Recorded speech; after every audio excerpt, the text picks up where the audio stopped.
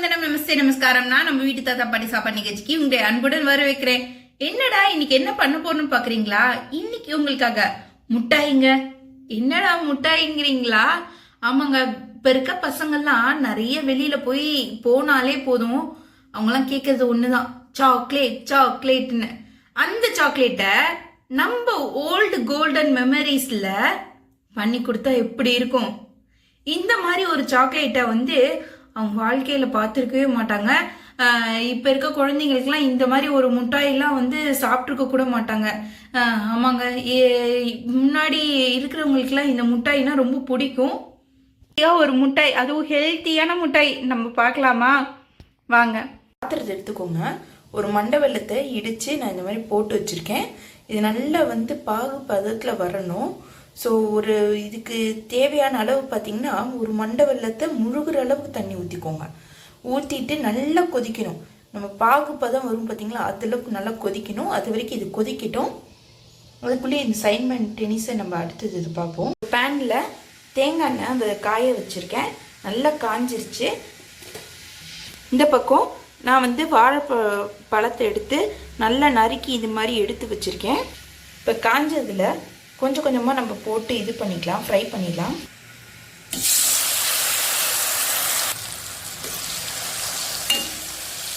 நல்லா பொரியட்டும்.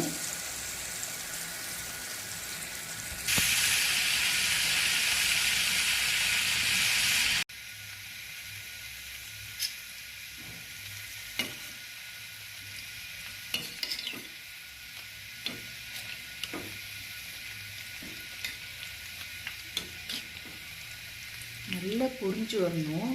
அப்போ தான் இது நல்லா டேஸ்ட்டாக இருக்கும். நம்மளுக்கு மொறு பொரிஞ்சு வர பொரிக்கிட்டோம்.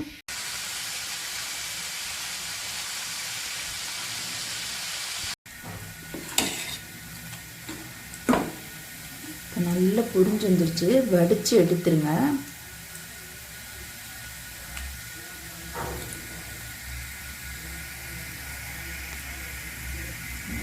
இல்லை, இப்போ பாகு மாதிரி பதத்தில் இவ்வளோ வச்சுருந்தோம். இந்த இடத்துலேருந்து இதளவுக்கு குறைஞ்சி போச்சுங்க. ஸோ இதுலேருந்து நம்மளுக்கு இதளவுக்கு நல்லா புரிய போச்சு. பாகு பதத்துக்கிட்ட வந்துருச்சு பாருங்கள்.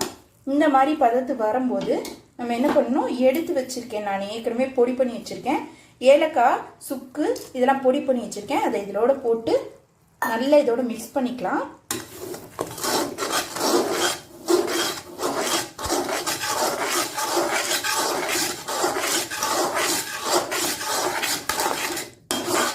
போட்டு நல்லா கலரிட்டு இப்போ பார்த்தீங்கன்னா நான் ஏற்கனவே பொரிச்சு வச்சுருக்கேன் வாழைப்பழத்தை இதில் போட்டுடலாம்.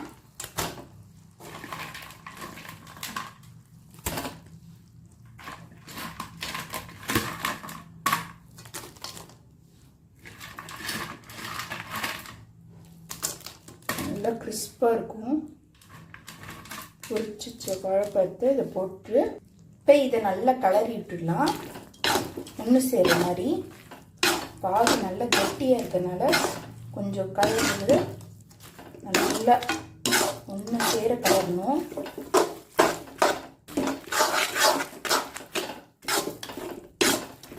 இதோட வச்சு கலரிட்டு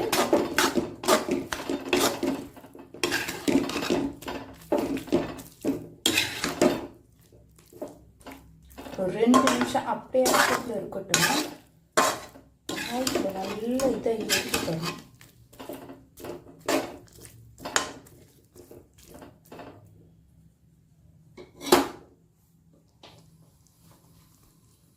பெருசாக்கி அப்படியே கொதி வருது பாருங்கள். இதோடு சேர்ந்து நல்லா கொதிக்கணும். கலர் இருக்கணும்.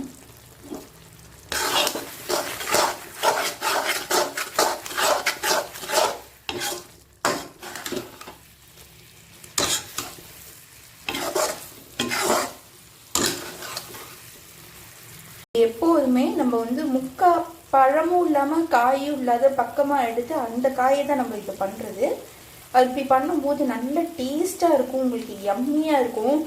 இது உங்களுக்கு வாயில் போடும்போது அப்படியே ஜூஸியாக அப்படியே கரைஞ்சி வரும் பாருங்கள். அந்த வெள்ளை பாகும் அந்த போட்டிருக்க இந்த இது சுக்கு இலக்கெல்லாம் சேர்ந்து அப்படியே இறங்கும் பாருங்க, எசன்ஸ் ஆட்டம் செம்மையா இருக்கும். அது நம்ம கடிச்சு அப்பப்போ வந்து நீங்க வாய்க்குள்ள போட்டு மென்று சாப்பிடும்போது வேற லெவல். இந்த வெல்லம் வந்து நம்ம வாழைப்பழம் போட்டோன்னு கொஞ்சம் கரையிற மாதிரி இருக்கும், மெல்ட் ஆகிற மாதிரி. அதுக்கப்புறம் வந்து இது எல்லாம் சேர்ந்து ஒன்று சேர்ந்து அப்படியே வரும் பாருங்க, வேற லெவலில் இருக்கும்.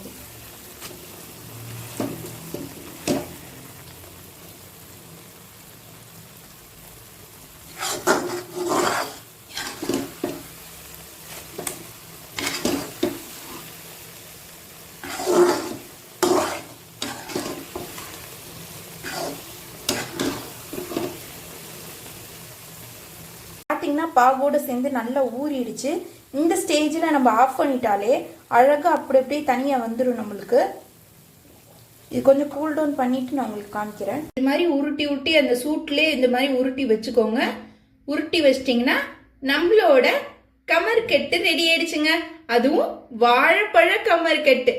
ஸோ இதே மாதிரி ஒரு ஹெல்த்தியா ஒரு ரெசிபி என்ன நினைச்சீங்கன்னா, அதுவும் இந்த மாதிரி ஒரு டேஸ்டியா ஸ்வீட்டா ஒரு ரெசிபி வேணும்னு நினைச்சீங்கன்னா மறக்காம என்ன பண்ணணும், நம்ம வீட்டு தாத்தா பாட்டி சாப்பாடு நிகழ்ச்சியை மறக்காம சப்ஸ்கிரைப் பண்ணுங்க, லைக் பண்ணுங்க, ஷேர் பண்ணுங்க, அண்ட் கமெண்ட் செக்ஷன்ல நெக்ஸ்ட் என்ன வேணும்னு சொல்லிட்டு எனக்கு கமெண்ட் பண்ணுங்க.